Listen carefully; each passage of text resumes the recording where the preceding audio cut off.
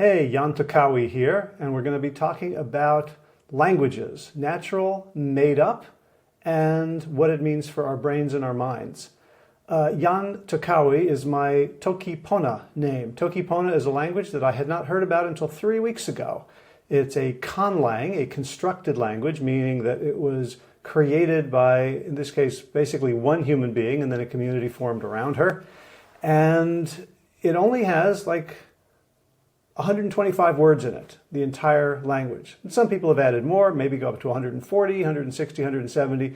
But as someone who's learning Spanish right now, and with thousands and thousands of verbs that I have to memorize the conjugations of, and there's 50 forms of each verb, having a language that I could master in a weekend sounded really interesting. And the more I learned about it, the more intrigued I became about what it requires of our minds to speak with such a limited vocabulary, and what's required of ourselves in relationship, in connection, in dialogue to make meaning together. So I am thrilled that I am joined by one of the bright lights of the Toki Pona community, whose Toki Pona name is Jan Usawi, who is a proficient speaker, thinker, creator of many other conlangs, constructed languages, and the daughter of a friend. So I was able to reach out to her and get her to agree to be on the podcast. So strap in. This is a far-ranging, wild conversation. It explores things that I did not know existed. And we actually do get into some issues of memory reconsolidation and healing through our use of language. So, without further ado, Jan Usawi, welcome to the Plant Yourself podcast. Thank you so much for having me. It's awesome to be here. We're going to talk today about lots of stuff, but the framing is something called Toki Pona, which is a language, and one that I had not heard of 3 weeks ago, but as of the last 2 weeks, I have been really into it and geeking out and telling everybody about it to amused faces and looks. And I discovered you through a video on YouTube by a channel called Rob Words, who talks about language and linguistics. And since I have a family connection to you, I reached out, and here we are. So here we are. But why don't we start by, if you could just talk a little bit about yourself, whatever you think would be useful or relevant as a framing. Yeah, so I'm Jan Usawi. That's my Toki Pona name. It sort of started as a stage name and then just sort of became the name that I'm known as in the Toki Pona community. I speak Toki Pona proficiently. I make music in it. I perform music in it live. And there's been kind of bouts of being less active in the community just because I recently graduated college and senior year put a lot on my plate. But I'm an active member of the speaking community online. Okay, so when people hear this, they might think, in their minds, transpose Toki Pona with Spanish or French or Swahili, Yes. but is different. Can you? It's a very different, yeah. So can you talk about that? So Toki Pona is a constructed language, or they're often called conlangs for short. A language, in this case, made by one person, but conlangs in general, sometimes they're made by a single person, sometimes made by a whole group of people, and are made for a lot of different purposes. Some of the most well-known ones are either created for fantasy world-building purposes. If you think about Dothraki or Klingon or High Valyrian, the Elvish languages in J.R.R. Tolkien's works, or are created for international communication, like Esperanto, which is designed to be this, European-centric, culturally neutral and easy to learn language for international communication. But there's a whole host of things that they can be made to do. Toki Pona specifically, the creator of the language, Sonia Lang, created it both as linguistic experiment and sort of as a coping tool. One of the like central ideas in the impetus behind it as a language is that simplifying the way that you speak and the language that you think with can simplify your thoughts. So I have to admit, I'd heard of Esperanto, and I knew there were people who wrote operas in Klingon and stuff like that. I did not realize that this was a thing in terms absolutely. of constructed languages for sort of fantasy communities. Or how familiar are you with those other ones? They're what got me into the broader world of conlanging, which is what led me to Toki Pona specifically. I was a big fan of Lord of the Rings as a kid. I got really into learning about the Elven languages, and knowing that there is this robust grammar underlying it, that was really Tolkien's primary passion that led to the writing of Lord of the Rings and The Hobbit, and the building of that world was to have a place for those languages. But that was sort of my introduction to that world, and it was an art form that I dove into very quickly. I've started a large number of conlangs. There's really one that I consider finished to any degree, but it's an art form I've really come to love. I think language is such an integral tool to how we experience the world, and there's so much that can be done with it. I love seeing all the different ways people experiment with it.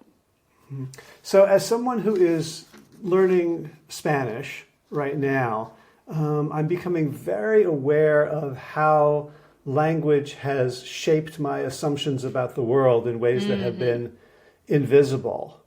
Like what was the first language, or either a actual foreign language or conlang, that you encountered that made you think, oh, this is more than a game or a toy. This is a technology for like brain opening.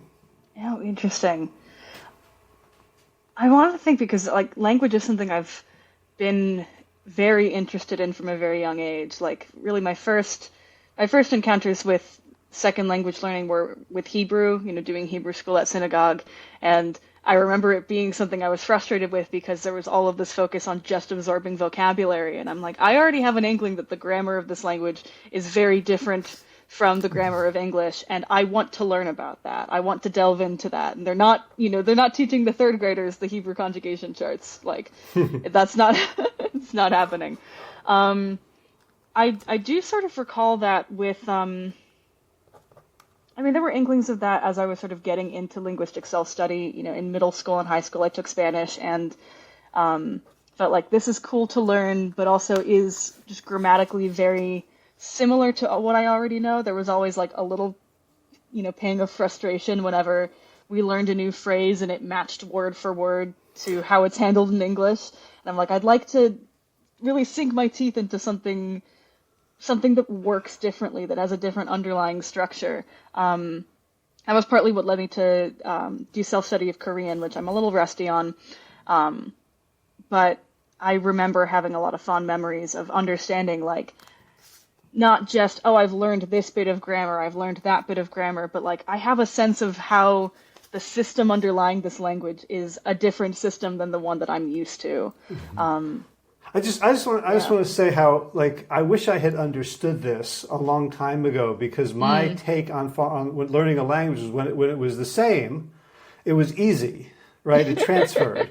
And when it was different, I got frustrated, as opposed to what you're saying is like the differences are the interesting bits. Yeah, it is. It's something that comes up a lot, especially in the conlanging sphere, where a lot of beginners will create something that is or is near to what we call a relex, which is one-to-one mirror of an existing language's grammar. A lot of beginning conlangs end up kind of like English relexes. There's a one-to-one mapping of every word, but the structure is the same. And you get a lot of encouragement from more experienced members in the community to look at how other natural languages work and see, like, the human mind is capable of so many ways, so many structures and systems to make sense of all of the things in the world. And there are more interesting things to be doing than not to say that English's grammar is uninteresting, but more like there's more interesting things to be doing than replicating your default without meaning to. Yeah, I mean, I think about this, especially, Spanish it's so complicated in terms of the verbs. There's so many, 50, more than 50 different types of most verbs. And I think about like human evolution and like a bunch of cave people sitting around like before we had like grunting and then coming up with, you plural feminine would have at a fixed a time in the past that is indeterminate and may still be going on, and so like I can't even really imagine something. I can't imagine how that happened. But you have people now who are trying in some way trying to replicate that, and like what's as you've created conlangs, what's your do you have like more of an affinity or more of a sort of empathy or understanding for maybe the earliest human attempts to codify thought in sound? That's a big part of a lot of how people conlang. There's sort of a sphere of it that I'm less as like thoroughly engaged with, but people who create naturalistic conlangs by like creating a prototypical language and then simulating the process of sound changes and grammatical evolution. And while that's not ever something I've fully done, to try to create something that fully resembles a natural language with all of its irregularities and strangenesses, learning about conlanging from the people who do that, it does really get you to think about how, if you are just beginning to use language as a tool, how do you think to convey these very abstract grammatical concepts? Because, something like a single, vowel or syllable at the end of a word that indicates like first person, plural, imperfect, subjunctive, like all of these, pieces of information that are very heady and abstract to us now. They often come from more concrete places, or they come from like you can. I want to say like you can trace these things back in time and find out, and it's often not that easy because just the act of reconstructing a language's history is difficult. But certainly in the act of language construction, and if not in the act of study of natural languages, you can sort of reverse engineer and see like it's not just this arbitrary, they decided to add a vowel to indicate X, Y, and Z. These things come from places. They have motivations behind them, and I found it very intellectually satisfying to think about how you might reverse engineer these sorts of things. Mm-hmm. So I realize I have a lot more sort of philosophical questions, but I think I'm losing my grounding in specifics. So I think, because you and I have some understanding of what Toki Pona is, that the people watching do not, and they just sort of like stampeded into my consciousness and said, "What the hell are you guys talking about?" I sort of realized like we're getting into all these linguistic conversations, and we haven't like the central conceit of Toki Pona hasn't come up yet. I'd be happy to sort of talk about like the specific things that make Toki Pona unique as a language. Let's do that. Let's invite the listeners into the conversation. Yes. So Toki Pona is a minimalist conlang. It's maybe, I would say, the most famous minimalist conlang. When the first book on it was published, it had 125 words. The community has sort of expanded upon that, elaborated upon that.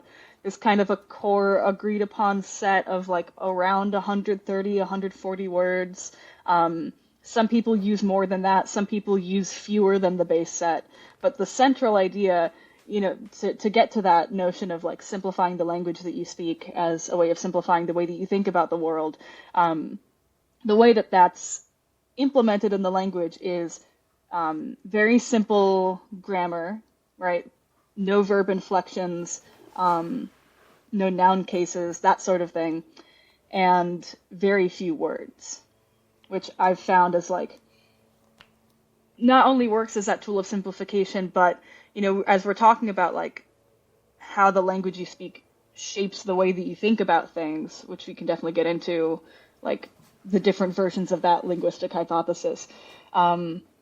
Framing a thought that I had like initially had in English into Toki Pona often requires me to step back and think about the thing I'm speaking about from a different angle, because of the constraint of what words are there and what grammatical structures exist. Gotcha. So yeah, I think at some point I was like practicing my introduction to you, and I think I was going to say Sani Toki, which would like you communicate. Oh, Sina. Yeah. Sina Gotcha. Toki. Okay. Yeah. This is everything's hard for dyslexic. No worries. Yeah. So okay, Sina Toki, and then like Musi. No, Mitoki Musi. Yeah. Musi is one of my favorite words. I think this is a good example of kind of the balance between like semantic spaces of different words. The way that Toki Pona, counterbalances having so few words is that the words have very broad semantic spaces, range of things and ideas that they refer to. So Musi, you can maybe recognize it as similar to amusing or musical. It's kind of from that Romance language root.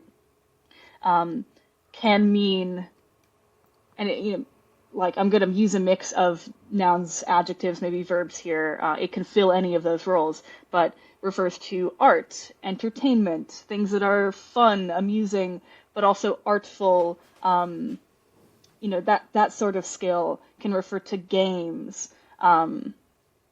It's a very, and like some will say like, it's ambiguous. Like, does this word mean art, or does it mean game, or does it mean fun? Like, it's more accurately than being like an ambiguous word. You're not sure what it means. It is a vague word. It means all of those things. And you can use other words to specify if you really want to avoid the confusion. But, if I say like me, Toki Musi, I speak artfully, I communicate in a fun way, like all of these different shades of meaning that it can have. I enjoy the word Musi for how it's able to encompass all of that in one stroke. But I was thinking of that when I was listening to Rob Words talking about, like he said, is this ambiguous or is it vague? And I was kind of thinking, for me, it's neither. That if you inhabit Toki Pona, Musi is just Musi. There's no right, like that's what was kind of getting exciting to me. Yeah. That, just like if I said the word fun, you'd say, "Oh, I know what you mean," but no, you don't. You have no idea what I mean because you and I have different experiences. I don't know what it feels like. What in some of the coaching that I do and the work, like people will say words like this. It was really frustrating, or I felt powerless, and I used to say, "Check, got it," and now like I learned from a teacher, Alan Parry, says whenever you hear a word like that, replace it with wibble. Like I feel wibble. And like, oh, tell me more about that. What is that? What is the experience like? So like when you say Musi, I can go like, is she talking about? Is she amused? Is she amusing? Is it fun? Is it musical? Is she singing? But like, there's something like really fun about the idea of just of crawling into the language and having it be just itself. Yeah, it's that makes a very good point, to think about. Toki Pona certainly seems more vague, more ambiguous, and for very understandable reason, but words like art and fun are just as amorphous, multifaceted. But there is a concept that Musi stands for that one can say is like specific to Toki Pona speaking culture. Like you learn through interaction, through conversation with people, what Musi means, and that kind of becomes there's a Conlang YouTuber Lycan who talks the metaphor he's used is that a language's vocabulary is like how it slices up the cake of reality. And it's a cake such that if you slice it differently, it tastes differently. So Musi gets to become like a wholly different slice that you have in your brain. That you have a whole host of English or whatever your native language is. You have this host of other words that get at things that could be caught in that slice as well. But it introduces a new concept to be able to utilize. Yeah, and it also seems like it's, especially as a relatively new language with not that many speakers and no government and no code of laws, that every word is also a negotiation. Ooh, yeah. I saw this actually. I was looking back today at the Rob Words video, and someone commented like, I think Toki Pona in part relies on the ability to ask clarifying questions, and their comment sort of went in a like, it's good for this, but there's probably like things kind of documentation that you couldn't do in it, and that's sort of like I always hear people's interpretations of like you can't do X thing in Toki Pona as a bit of a challenge, like someone's going to find a way to do that.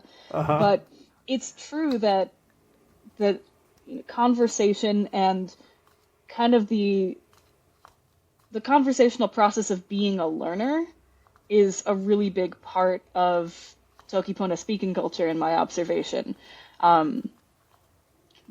Both in like just how it's manifested in, Discord communities and whatnot. And I think there's even ways that it's like reflected in bits of the vocabulary, that there are assumptions that you are having a certain kind of cooperative communication with somebody where, it's very acceptable to like, all right, pause the topic of conversation. I'm not sure I caught what you just meant. Like, because of the quote unquote ambiguity, there's often times where like both parties in the conversation have to pause and sit down and be like, I want to make sure I got what you meant. And I think that's something that's, needed in natural languages too. And yeah, it's something I definitely observe from a neurodivergent, from an autistic perspective, that I'm like losing my train of thought. But like, I remember first observing it as sort of, online urgings in the social media spaces I was in to like be sure to, communicate clearly and, not solely rely on tone, especially over text, like because autistic people may have a hard time understanding you. And I think in my head, like, I'm not sure the rest of the world doesn't also need that. Yeah. Yeah, just to say like, that being curious about inner experience means that there's no language that's going to work. There's no language that's going to translate 100%, and to think that you have one, to think that because you have specificity, one of my teachers talked about like a scale that could weigh a horse to 4% to 4 decimal places. Like you think you have an answer when it's that specific, but it's an illusion. Oh yeah. I can, maybe there's like a way to link this in the podcast description. But that Conlang I mentioned back, that like the Conlang of mine I created that I consider being finished, I created as a means of, expressing things with a high degree of like emotional and symbolic specificity without a lot of material literal specificity. And at the end, I gave a presentation on this for the language construction conference. And there's a video of it up on YouTube. And at the end of that presentation, I sort of reached the conclusion, like all language is about being curious about someone else's experiences. It is a tool to try and get at the inaccessible direct experience that someone else's mind has. Yeah, so I'll put it in the show notes for people who are simply listening and just want to make a mental note. Is there a search phrase that they could put into YouTube? Yes, if I believe here, if you search LCC 10 and then divergent translation was the title of the talk. Yeah, okay. If I Google that, it comes up first thing. LCC, language. Yeah, what does it stand LCC. For? Here, I'll put it in the chat. Yeah, Language Construction Conference, LCC 10. Divergent translation.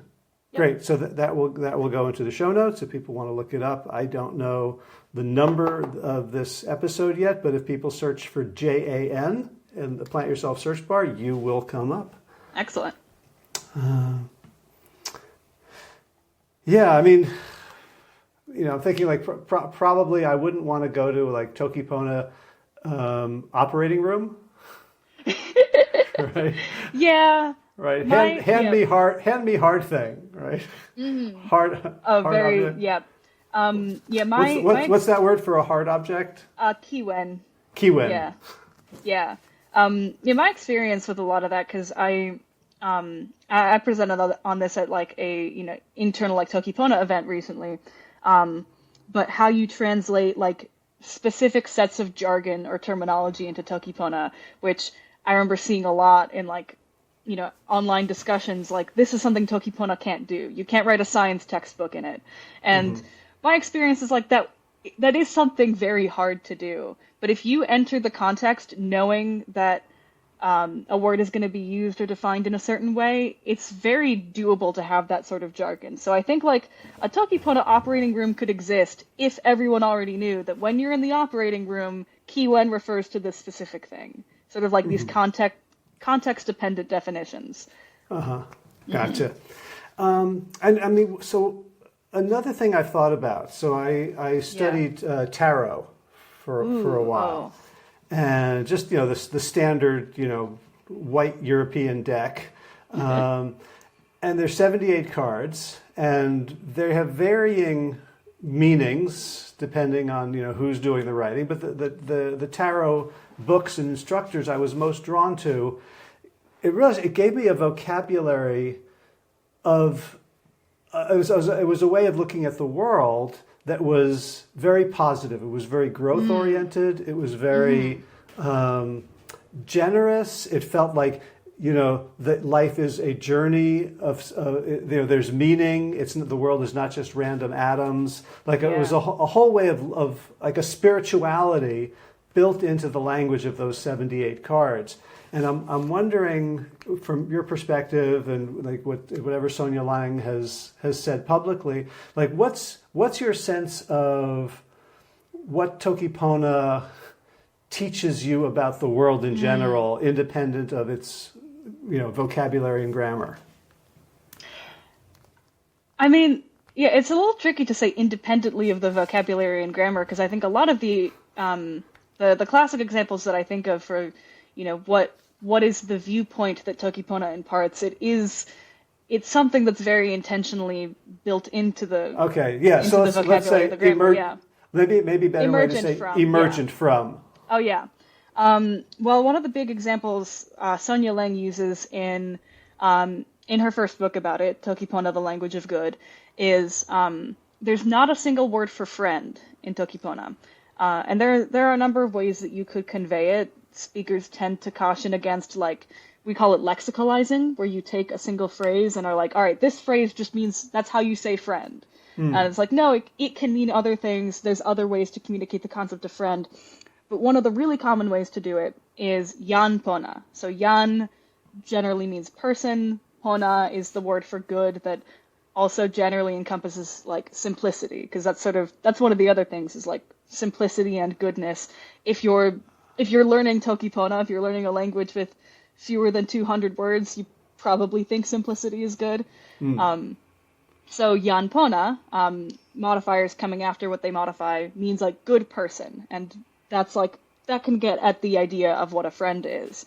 So if you want to say bad friend, you run into a bit of a contradiction there, like a bad good person, and implicit in at least that usage of Toki Pona is there's no such thing as a bad friend. That concept doesn't really translate, and you have to step back and be like, oh, if they're a bad friend, are they a friend? Is that really the right word to call them by? Like, or do I just say, Yan ike tawami, like a person who's bad to me? Like another example, more with like multiple definitions within a single word, is the word kute, which refers to hearing. The ear can mean ear as a noun, or to hear as a verb. But one of its other meanings as a verb is like to do as one says, to follow someone, to obey someone. And it reflects this assumption that the language has that you're engaging in cooperative conversation with someone when you're speaking Toki Pona, right? The name Toki Pona, right? I've mentioned Pona means good. Toki, you said, means talk. Like Toki Pona is good speech. It's the language of good, and like the book's name. So there is an assumption when you're speaking in Toki Pona, you're speaking to someone who has your interests in mind and isn't going to ask you to do something that would be bad for you. It doesn't mean, there's like some kind of guarantee seal that will always happen, but I like that tends to be the community that it's fostered. I notice like it's hard to bully people in Toki Pona. It's a hard language to be mean in a way that like, I think in part because maybe it's inherent or emergent from the vocabulary, but just the community that's built up around it, it's a wholesome cause. Like, I don't think people get into a minimalist language that's designed to help you, simplify and reframe the way you think about the world, who are like intent on stirring up drama. It doesn't attract that kind of person. Uh-huh. Yeah, I mean, it reminds me of framing in general, right? So like a thing I used to do, leading workshops, was around, let's say, cooperation or teamwork or communication, is I'd ask people to get in pairs, find a partner, and then put your hands together in arm wrestling position, and then I'd say, if this is imaginary, I don't have the money, but imagine you got $100 every time your partner's hand touched the table. And let's do that for the next 60 seconds. Right. And 90% of the pairs are going to arm wrestle. And halfway through, some of them are going to start like recognizing, and they're going to like just gently go back and forth. And then you ask, like, what did you hear me say? And they'll say, you asked us to arm wrestle with an opponent. Right. And I said, you never said that. I said, partner, arm wrestling position, but that framed it. Right. And you hear the word wrestle, you think, yeah. And so, like Toki Pona, when you hear language of good, and you kind of there's a framing that precedes the interaction. That I'm imagining creates, generosity and musi. How would you say? Absolutely. How would you say generosity? First thought that pops into my head is just to say pona. You could say, to get more specific, because like, I'd use a compound phrase wile pana. Wile is want, sometimes need. It was initially defined as need, but we've sort of like. It means that insofar as you can frame it as a want for something is the usage I see a lot of people use. It's not I need to work, it's my job wants me at work. And then pana is like to give, to emit, to send out. So like the desire to give, generosity, I would put it that way. Yeah, I think a good anecdotal example of this that I love to use was a Toki Pona like text conversation I had in one of the big discords. People were just talking about like what the weather was, where they were, and it was like spring or summer or something. I said like it's not. What I said translated roughly to like it's not cold where I am, but like I'm in my room right now and it's a little cold in here. And someone messaged back "o kepeken len," where "o" it sort of marks like an imperative sentence or something kind of in the realm of an imperative, like command or suggestion or something in that ballpark. Kepeken is like somewhere between verb and preposition. It's like using with, to use something. And then len is cloth, fabric, cover, those sorts of things. Like put on a sweater? Right, or like put on a blanket, like get a blanket. And there was no punctuation, there were no emoticons or anything of the sort. It was just those three words in the message. Just literally means like, use fabric. But I immediately felt like a warmth coming from it. Like I could feel my heart warm up, and it appeared to me very like like the message just seemed so sweet. And it didn't need like the clarifier of a smiley face or like additional words like, oh, make sure you oh, make sure you get like, a blanket to stay warm. The fact that we were speaking in Toki Pona was the clarifier for that. And like you could just say like those three words and I immediately like understood this is a really like kind thing to be saying. And on the surface it just means use fabric, but I didn't read it as that at all. My instinctual reading was like, make sure you get a blanket so you stay warm. Well, I mean, that reminds me of what I learned about screenwriting, where, right, the words that people are using is never what they're really talking about. Oh, yeah. Right, like there's an underlying, and generally in screenwriting, it's not so nice. It's usually conflict, because that's what makes stories dramatic and interesting. Right. Like, thank you for taking out the garbage. Underlies, gee, you never do this. What happened? Did you just have an affair? What's going on? Why are you being all of a sudden a good husband, sort of thing? But here it seems like it's the other thing. It's like these very simple, dialogue, and yet there's shared warmth and meaning underneath it. Right. It's the context is so huge in creating that, and like the language itself kind of becomes its own context, which I find really cool.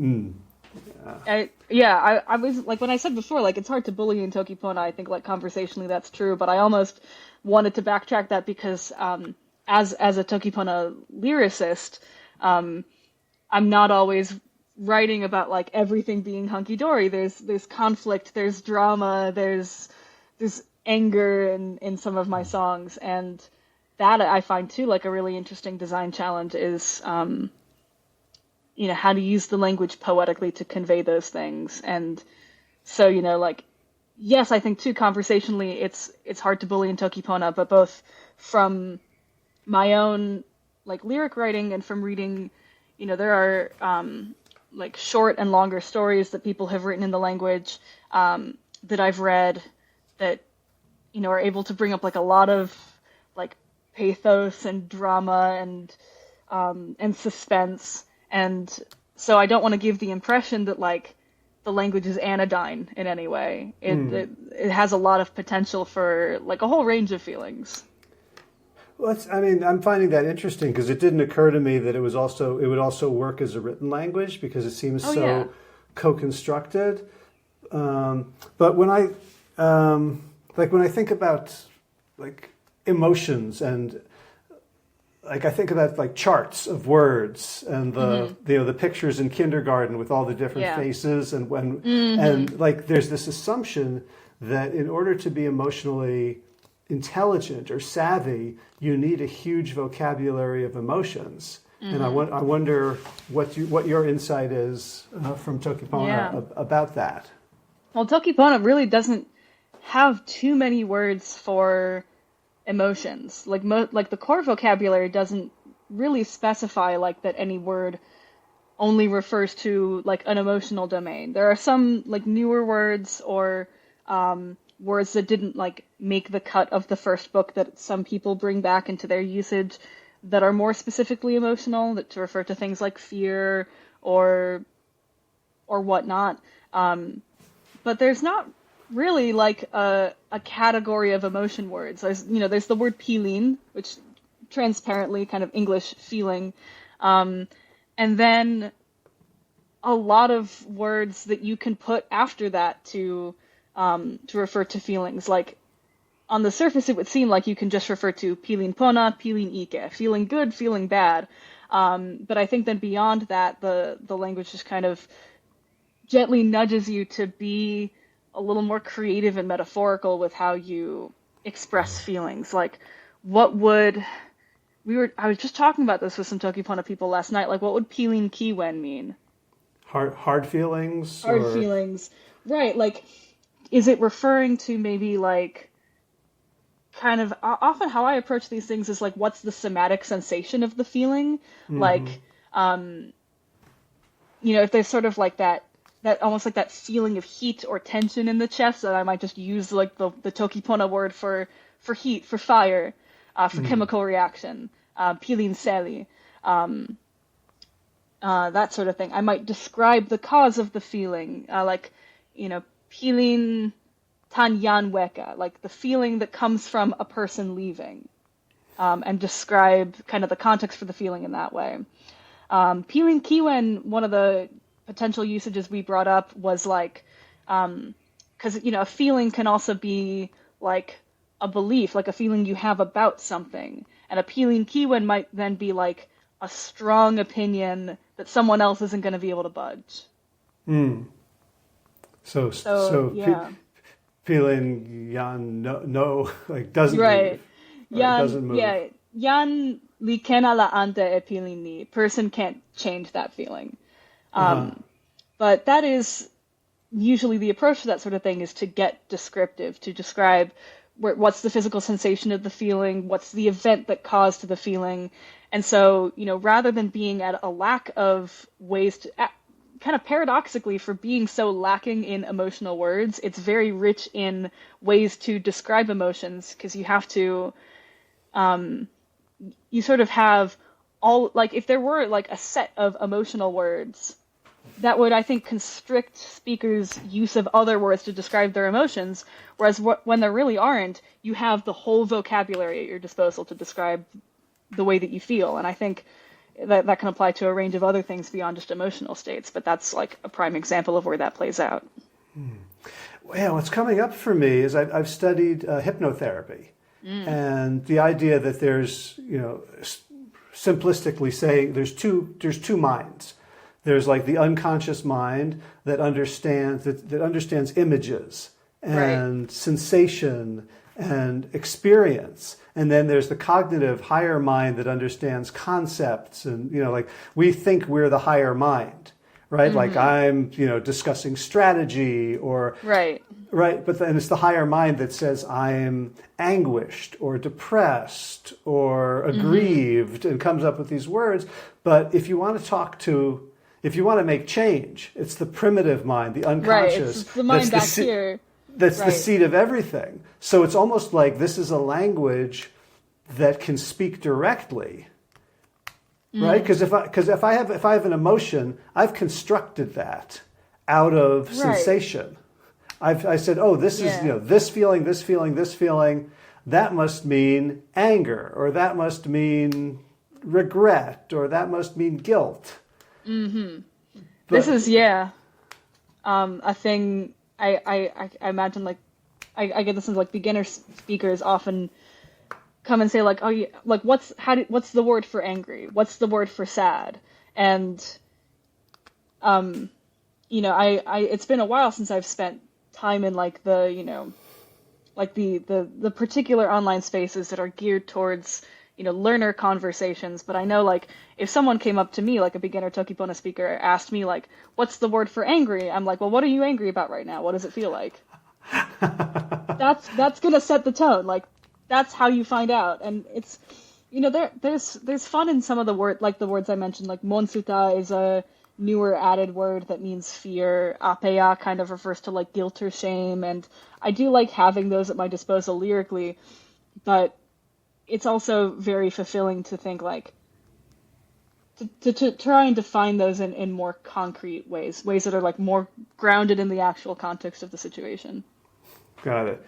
So I'm feeling the need to get concrete again, and maybe we could talk about just the phonemes, the sounds of the language, and do that through giving me a Toki Pona name.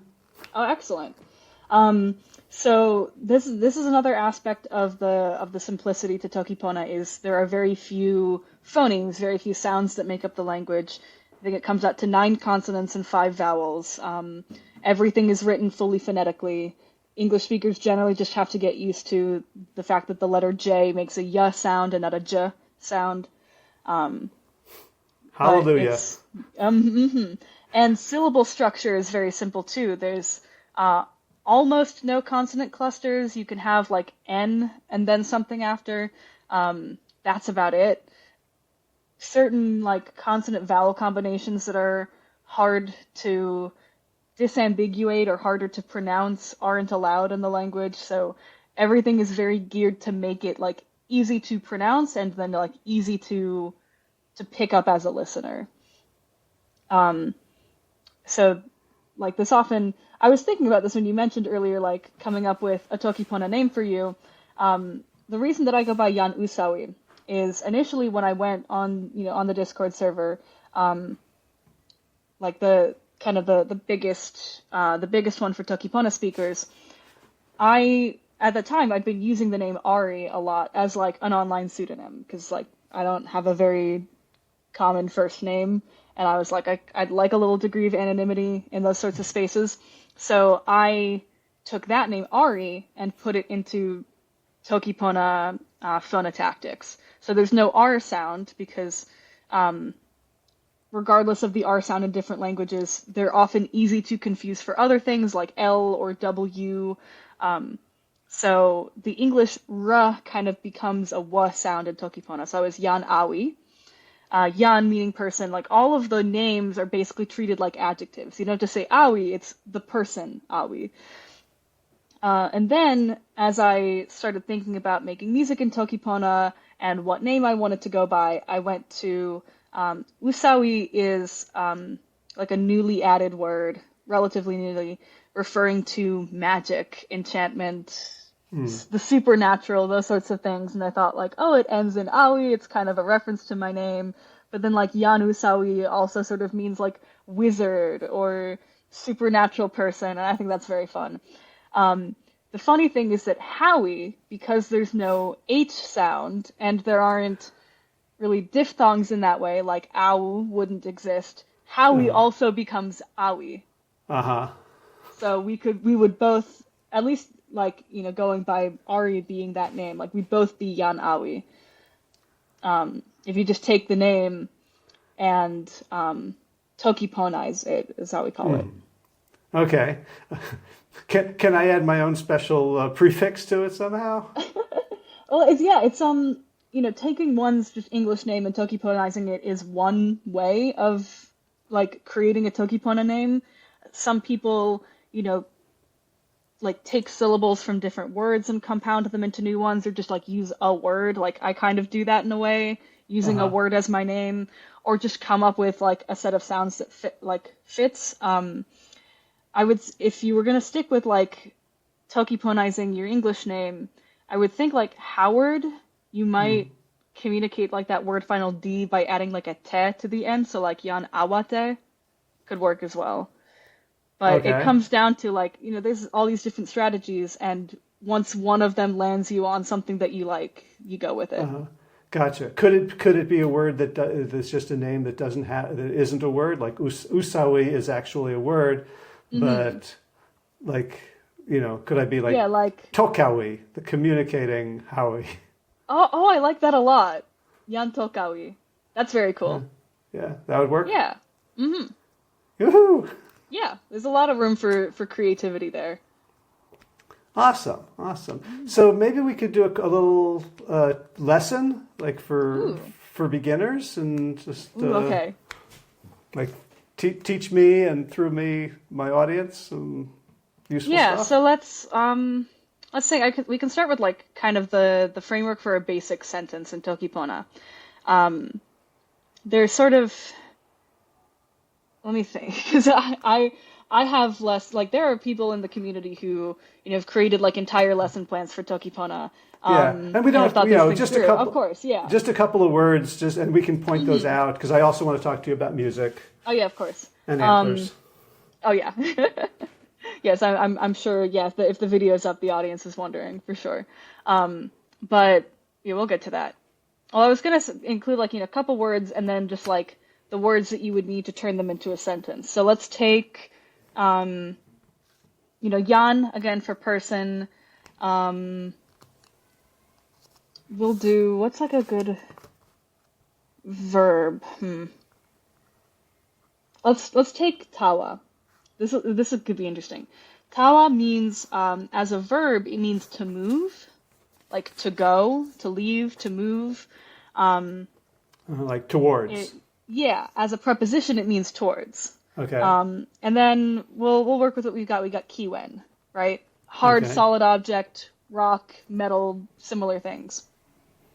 Uh, the two other words that let us turn that into a sentence um, aren't those are what we call like content words, like that carry that kind of semantic meaning. Yan, person; tawa, movement; kiwen, solidness.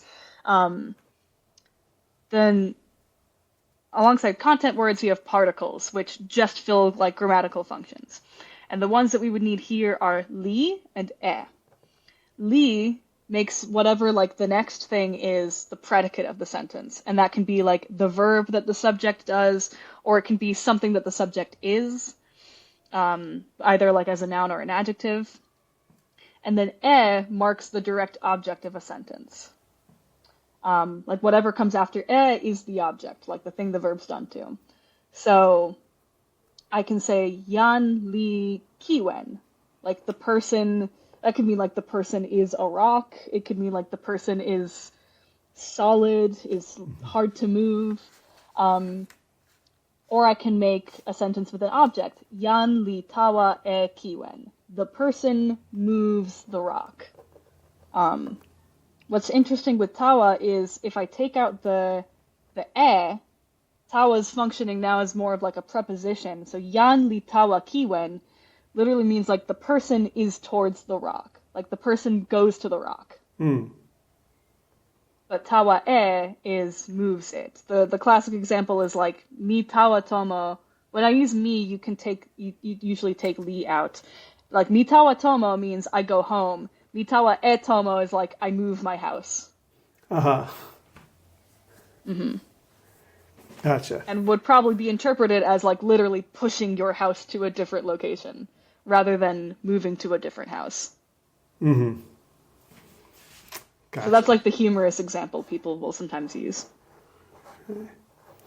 Right. And just for folks who are curious and interested, like what's the time commitment to first to be able to understand maybe written or spoken, and then to be able to speak? Like how long does this take people? It varies. It's definitely sort of a clickbaity thing on the internet to be like, oh, you can learn this language in a day, and that's not true. I would say, like, I definitely did like the first round of vocabulary study within one day. Usually the number I've seen is like, if you dedicate like a weekend or two to vocabulary study, you can get like most of it within at least like, working memory. It might take a little longer to like get everything into long-term memory. I still forget certain words that exist and have to be reminded like, oh yeah, that's there in the vocabulary. But, take like a couple of days of, there's like flashcard decks. There are lesson plans that like introduce bits of vocabulary at a time along with a piece of grammar. So you could kind of go about it like learning vocab and grammar at the same time, or you could take like a couple days to get the grammar into memory, a couple of days to, practice, or did I say grammar to vocabulary into memory? A couple of days to get the vocab into memory, couple of days to practice using it with the grammar, because there are some oddities about Toki Pona grammar that, take a while for beginners. And then sort of, I guess after that, like, I'm thinking, because I know I pick up language stuff very quickly, so like using my personal examples of this is how long it took me after learning the stuff to like become proficient in speaking, like is going to be faster probably than for the average person. But I'll also like my partner has started learning Toki Pona, and it's been I think a couple of weeks, maybe a month, and we're like we're having like small conversations back and forth. That's definitely one of the appeals of the language is like there's a much shorter timeline and kind of like an end point in sight to like I am now proficient in this language more or less, and then it's just like there's certainly like I can get more fluent at it for sure. There are people I hear speaking where I'm like I cannot keep up with y'all, this is incredible. But I would say for like probably takes like a week or so to get the language in your head, and then a couple of weeks of talking with people, writing in it, putting into practice. It doesn't take that long, certainly compared to natural languages, to, get pretty proficient in it. Would you say for folks who want to get better at languages that this would be a good starter experience if they're feeling intimidated? I'm inclined to say so. I think it gives like an approachable experience of learning grammar that you're not used to. The way that Toki Pona handles things like if-when sentences is different from like how English does it, and different from like a lot of the natural languages I know. The ways that they handle if-when, it doesn't do the same things that the way Toki Pona does it will do. So there's definitely, you get that experience of learning grammar you aren't used to, learning vocabulary distinctions you aren't used to, getting used to like just speaking habits and customs within the community, like learning that kind of firsthand. It'll give you a lot of those experiences that often create the difficulty in learning natural languages, but on an approachable scale. I think it's like a good like starting exercise for that kind of experience. Mm-hmm. Now, there's something around online communities where it's very precious that there's a small group of us, and we know each other, and it's safe, and we're nerds, and the rest of the world doesn't get it. And growing up in a world where when you were a nerd, you got the shit kicked out of you in middle school, to a world where everybody can be a nerd and have a community. And it's a language, and languages, I think, want to grow. They have a desire, like an innate inclination. How does the community balance that? And is there a vision for like Toki Pona as a healing tool? I would say like in the community, as far as I'm engaged in it, there's not so much like a vision for like what we're gonna do to the world with Toki Pona, or like there's definitely like kind of all of the jokes that I see about like proselytizing the language are less about like, if we get more people to speak this, like think of what we can do for the world, and more like, I want more friends to speak this language with. It's really fun. I think more people should get into it. I think that's where the community tends to lie. But sort of once you're in that space, there's a lot of room for philosophical discussion of like what this language does for people, what it allows you to accomplish. I just think there's very little interest, and I would guess a decent amount of skepticism around like trying to like expand the community or take the language in a direction with that like at the forefront. I feel like it's kind of putting the cart before the horse. Like there's more of an experience of you get into this for whatever reason you get into it. Like a lot of people are just like, I want to know how to speak a second language, and this is easy to do. And to let the philosophy and the healing and all of those things that it really has a lot of potency to do, be something that people come to on their own. It's certainly part of the, initial intention, like from what the author talked about, like it was a way for her to, like avoid negative thought spirals. But we don't really promote it as a language that will do that if that's not something people are interested in it for. Like we'll talk about it for sure. But there's not this sense of like there being a one-size-fits-all thing that this language is going to do for people. It's, if this seems like it's going to do something for you that you're interested in, be that, getting you to speak a language that you can like talk to your friends in secret and not have people understand, or, like a therapeutic purpose or a philosophical pursuit, like, find the in that you like. And if you don't see one in this language, like find the other things that are going to do that for you. Yeah. How has Toki Pona changed your life? And I guess I'm specifically thinking about sort of internal processes as opposed to I have this group and I. I mean, that is a big part of how I have engaged with it and how it's affected me, is like, I'm gonna work the best I can with the desire to like extricate those two things. But certainly a lot of the like internal process stuff I've gained from, Toki Pona as a language has been through like discussing it with other people and learning how other people see it, their opinions on different things within it. It certainly has inspired like the way that it's affected the way that I create languages. Pretty much every conlanging project I've done since Toki Pona, I've sort of wanted to, not replicate its vocabulary one to one, but explore that kind of multifacetedness and broadness and like all the opportunities that I've learned you can get from minimal vocabulary. And lyrically, I have to imagine it's stretched my, ability to use metaphor, to rhyme cleverly, to think about wordplay in new ways.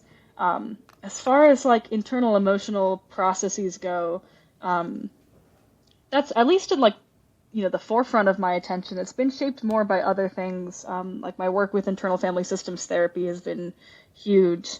And it definitely be worth it to think more about how Toki Pona either has affected that or, could be used for it further. Oh man, I realize we've been having a sub conversation about therapeutic systems. Oh, absolutely. I am totally into parts work, and oh yeah, a lot of the subconscious stuff comes from my understanding. It's been huge for me, yeah. I mean, I definitely as far as like Toki Pona has been a jumping off point in the conversation to talk about like the parts of the mind that process things through image and sensation and not through abstract concept. It's something that I've gotten experience in that through parts work. I was going to mention someone I know through like the tabletop role-playing game writing scene, Maria Mison, who on her blog, which I think is now just like on the Internet Archive, talked about engaging with those images as a therapeutic model. And like this conversation is getting me to think more about the through line that connects Toki Pona to those things, and yes, give me good stuff to think about. Definitely more to like work with there. I think it's very likely I'll find that engaging with that process of reframing things linguistically that aren't so related to internal emotional occurrences has probably helped how my brain does that, even when I'm not thinking about it in Toki Pona terms. It's kind of helped stretch that muscle. Wow, this is so interesting. I'm so thrilled because the work that I do with people is all memory reconsolidation, which is one of the things that IFS can do to kind of help us see that that the way, and I think this is related to Toki Pona, that the way our minds have created a lesson from stuff that happened to us.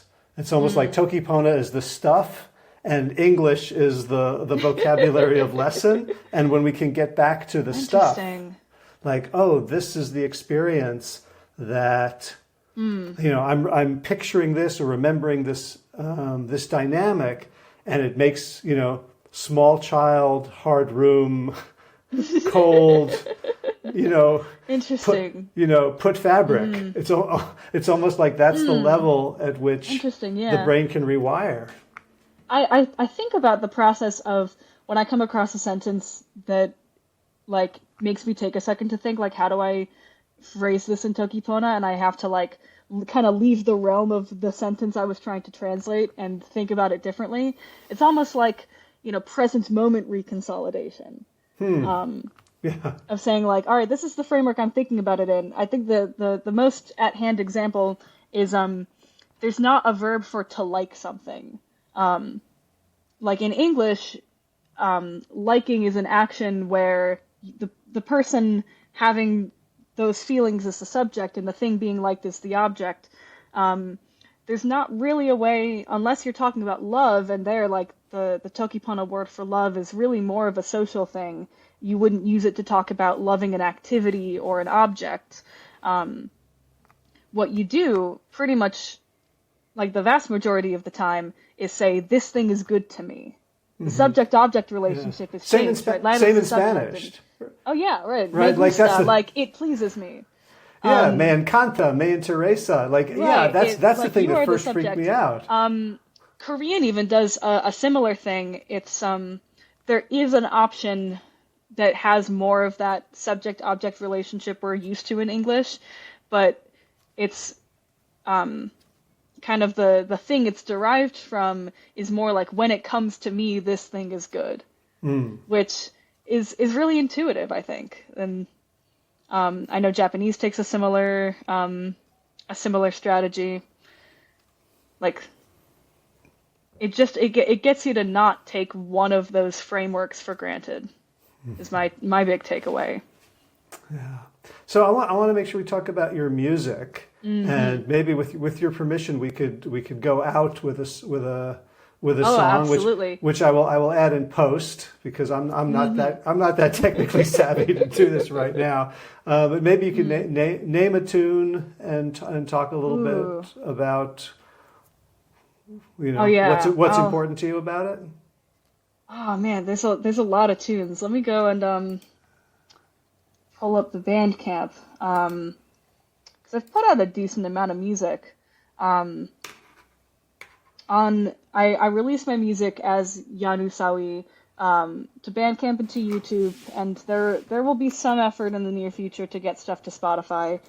There's like a couple songs I've been featured on that are on there. But a lot of original music and like one album of covers and parodies, which is really interesting to work on. So translations and even a couple of songs that are like, partly or wholly in English, but about Toki Pona topics. They're like, that's sort of where the album veers more into parody, was like, oh, there was this little bit of internet drama, around like Half As Interesting put out a video about Toki Pona that was like poorly informed and had a bunch of AI stuff, and like this YouTuber who's talked about Toki Pona got into just like some just objectively silly YouTube comment drama. I'm gonna make a little parody song about it.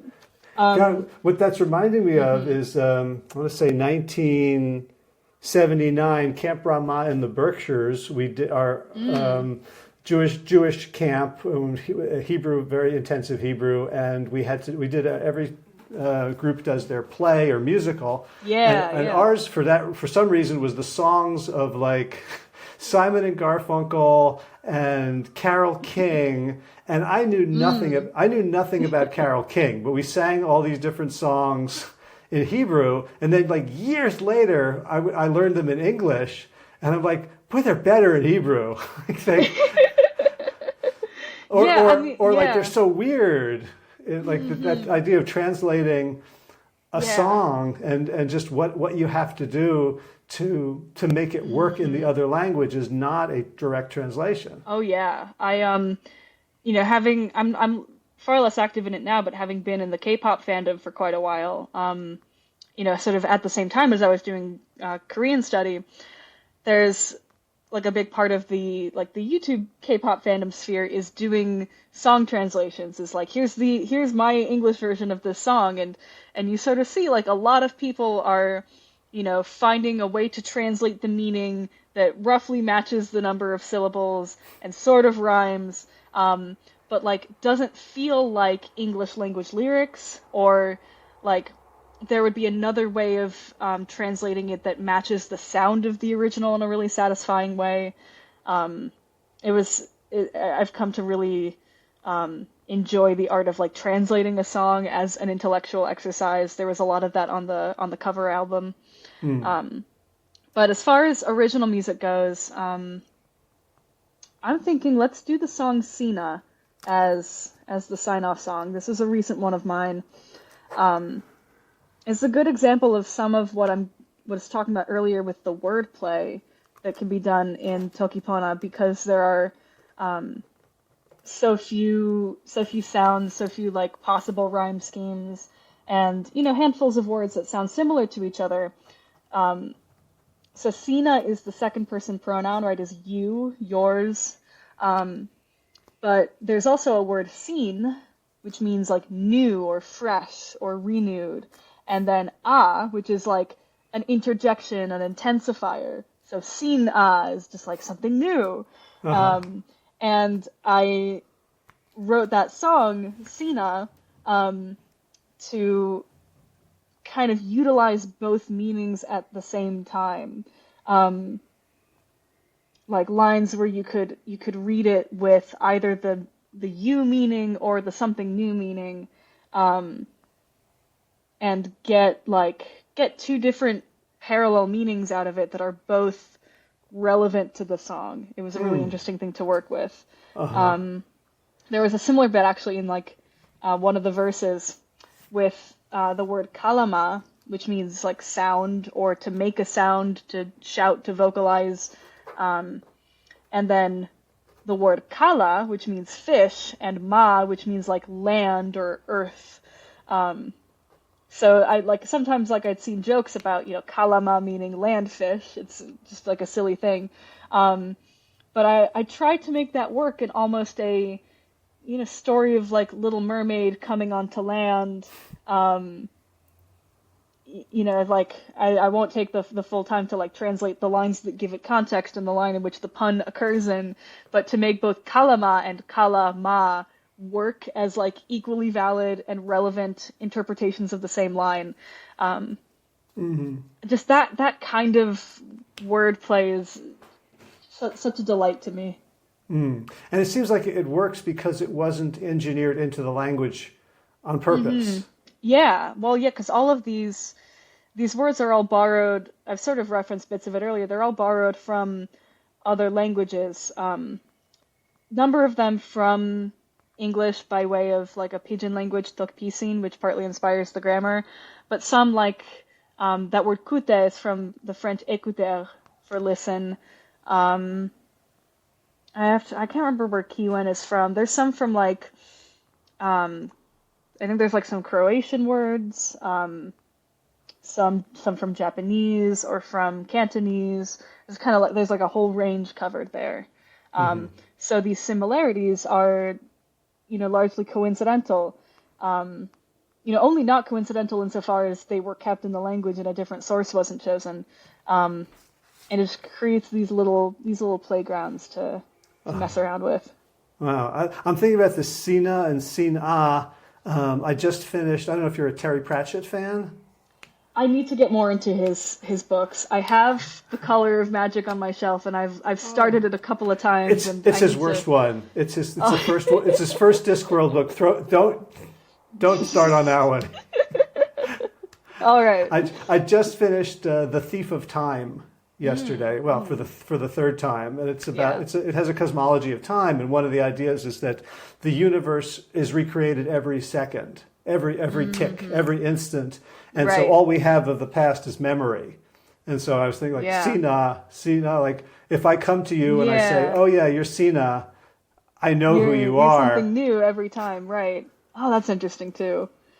Yeah, I see that that's the kind of thing that, if it does, probably wouldn't come up in conversation outside of discussing these sorts of wordplay directly, but I'd love to see other, a short story could play on that so well.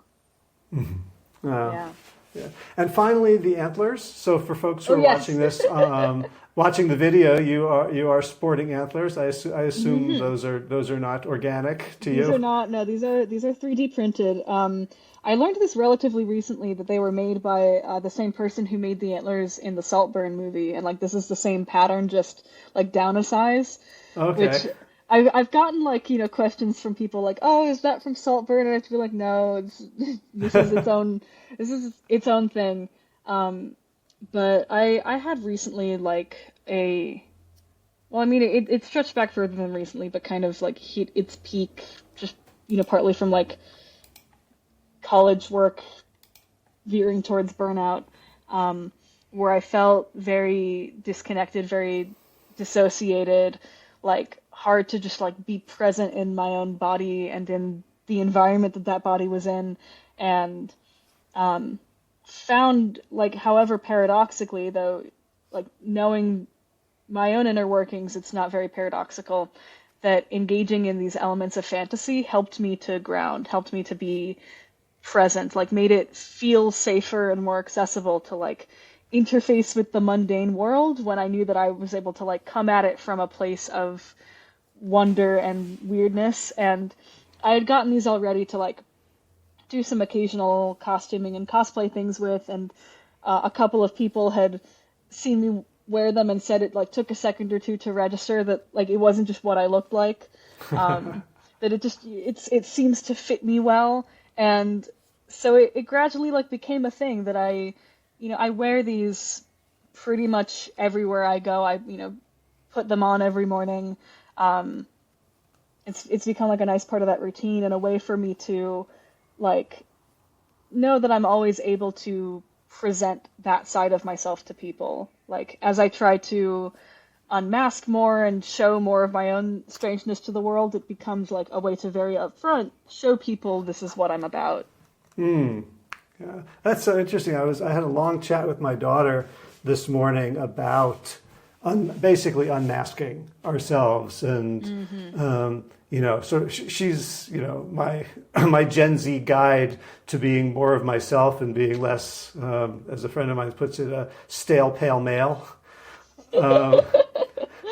And this, and she's like encouraging me to listen to like musical artists who defy any, like this is who you are, and like once they come out with something, everyone's like, okay, this is who you are, and then they immediately break the mold continually. Yeah. And I'm thinking like, I probably wouldn't do antlers, but there's something nice about having a thing that reminds me. There's a book. I think it's the alter ego effect or something like that, talking about people like Beyonce who became Sasha Fierce in order to in order to be something, or and this guy would always wear like Superman Clark Kent glasses to remind himself that he could take them off and be a superhero. Oh, that's excellent. And I think there's something so, first of all, it's really, but I imagine challenging and inviting for the people in your life, especially those who don't know you, to be confronted with something that invites them to fly their freak flag a little bit too. Oh yeah. I was gonna say like there's something I really enjoy about having that reminder to myself also be something public facing. Because as much as I want to unmask myself and invite more magic into my own life, I want to put that in other people's heads too. Right, and that everyone's got some invisible version of it that they're trying to hide and probably not doing a great job of. Yeah. So awesome. So the songs we'll go out with are Sina and Kalama.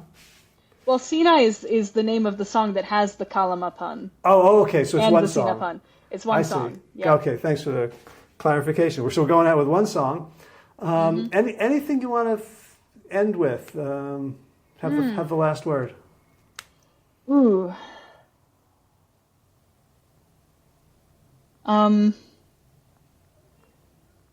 Well, I can say this is actually a good time because I sort of I was thinking about like I want to make this kind of like an invitation for anyone listening who's interested to kind of come into the community. I'm aware like I was sort of out of what's been the main Discord server for a while in my last year of college, and came back to learn that like there were some issues going on there that make me like a little less like, oh, this is the place to go if you want to learn to speak Toki Pona, because like there is some like community moderation upset that happened there. But I will say, like, there are a lot of online places. I believe there are Facebook groups, there are subreddits, there are like a whole lot of Discord servers. I'm sure like forum spaces. The online community is huge, and like on the whole, like drama aside, even in those places, like the people there I've always found like extremely welcoming, good to learn from and have conversations with. So again, like if for whatever your reason is, if you're interested in Toki Pona, like this is like my welcome to you to like find a way into the community. Speaking, like if you want to learn this, having conversation with people is such a huge part of it, and a huge part of how you discover all these other aspects of what the language can do, what people are doing with it. I didn't realize initially when I started learning the language that people were making any kind of music in it. But that whole scene like appeared before me, and it's been incredible to like get into it.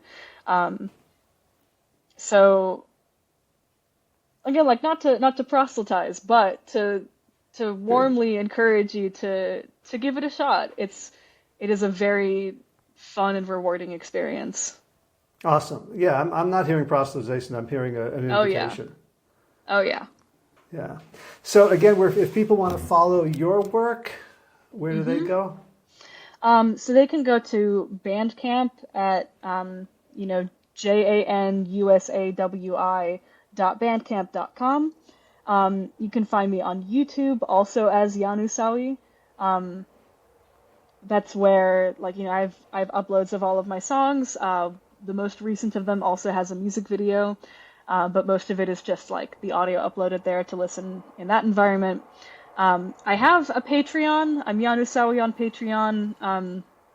It has become less of a like place where I post exclusive perks, and more just if you want to support me directly, like that's one of the places you can do it. Bandcamp is also a way to do that. There's free streaming, like a minimum price to download songs, and then like a pay above that model, which I found really useful. All right. I'll put all those in the show notes. But Jan Usawi, JANUSAWI on Patreon, Bandcamp, YouTube. We'll get folks in touch with you and your music. Thank you so much. This has been excellent conversation.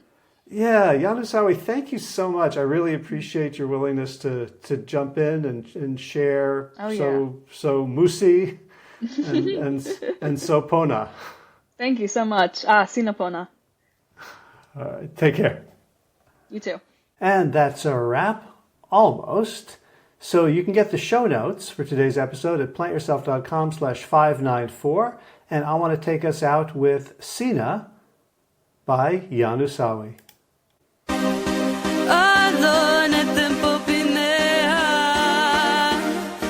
Sono nila mi kama moku tampili na pea wile ante wa wali kama tero suli la mi tawakala solo nakida mi wile tawa wile ni la mi kalama non te lo pilon sina bilukine sina